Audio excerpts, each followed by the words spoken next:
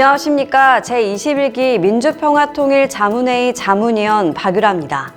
2024년 4분기 정책건의 의견 수렴 주제는 통일환경 변화를 고려한 8.15 통일 독트린 대내외적 구현 방안입니다.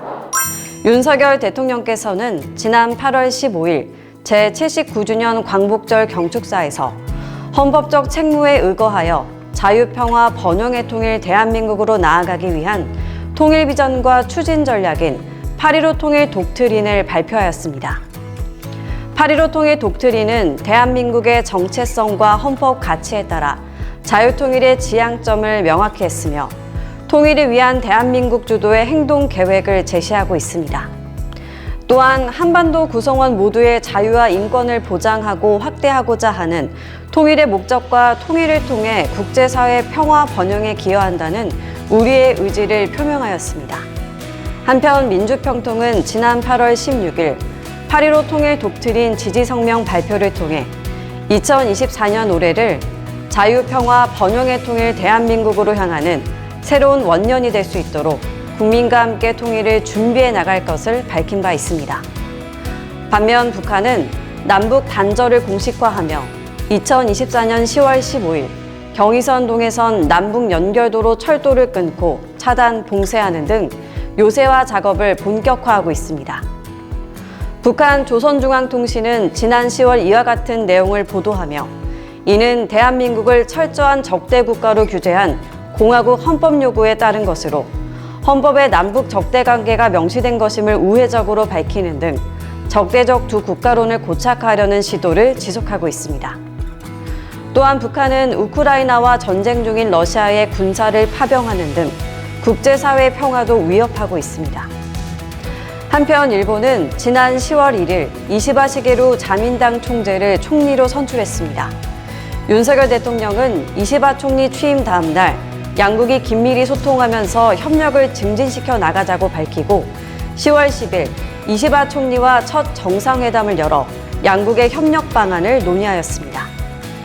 내년은 한일 수교 60주년을 맞게 되는 해인 만큼 8.15 통일 독트린 구현과 동북아 평화 번영을 위해 한일 협력 파트너십을 강화할 필요가 있습니다.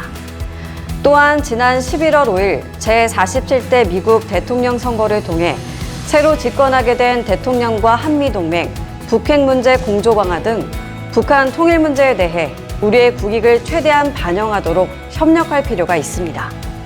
향후 미일의 새로운 지도자들과 북핵 문제 해결 방안을 마련하고 한반도 자유통일을 구현하기 위한 한미일 안보협력 체계를 강화해 나가야 할 것입니다.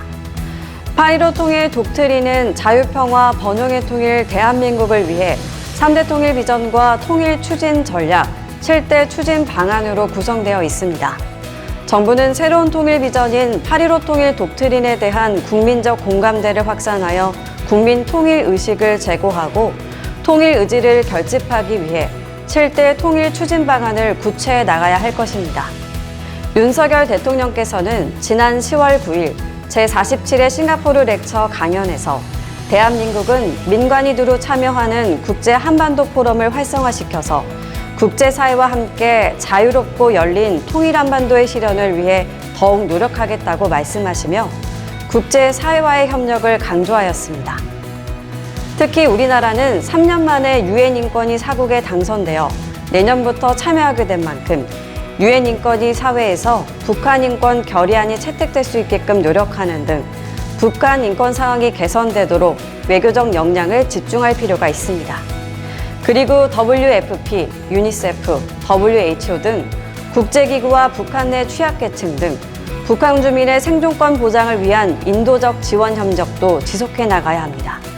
민주평통은 자유평화 번영의 통일 대한민국을 이룩하기 위한 8.15 통일 독트린 공감 확산 활동을 전개하고 있으며 다음과 같은 구체적인 실천 방안을 추진해야 합니다. 첫째, 청소년, 청년 등 통일 미래 세대의 통일 관심도를 제고할 수 있도록 북한 청소년과 주민의 생활과 북한 실상, 그리고 통일 편익과 통일 국가의 미래 등에 대한 통일 교육을 적극 추진해야 합니다. 둘째, 열악한 북한 인권 실태를 우리 국민과 국제사회에 알리고 국내외 연대를 강화하여 북한 주민이 인권이 개선되도록 노력해야 합니다. 셋째, 탈북민을 통해 북한 주민들에게 자유와 희망의 메시지를 전달하도록 노력할 필요가 있으며 탈북민 멘토링 사업을 확대하여 탈북민의 역할을 통일 역량에 반영할 수 있도록 추진해야 합니다. 넷째, 북한의 공세적 선전, 선동과 도발에 대응하기 위해 대한민국의 헌법적 가치에 기반한 다양한 통일 활동을 추진하여 국론 결집을 선도해 나가야 합니다. 마지막으로 통일 대한민국이 세계 평화 번영에 기여할 것이라는 믿음을 국제사회에 심어주면서 연대를 강화해 나가기 위해 해외 조직을 통한 8.15 통일 독트린 실천 공공 외교 활동을 강화해야 합니다. 이상 살펴본 바와 같이 통일 환경 변화를 고려한 8.15 통일 독트린의 대내외적 구현 방안을 모색하기 위해 적극적인 노력이 필요한 상황입니다. 북한의 적대적 두 국가론 고착화, 미일 지도자 교체기, 국내외 정세 변화 등으로 인해 통일 환경이 급변하고 있지만 자유, 평화, 번영의 통일 대한민국을 이룩하기 위해 우리 민주평통이 앞장서 나가야 할 것입니다. 경청해 주셔서 감사합니다.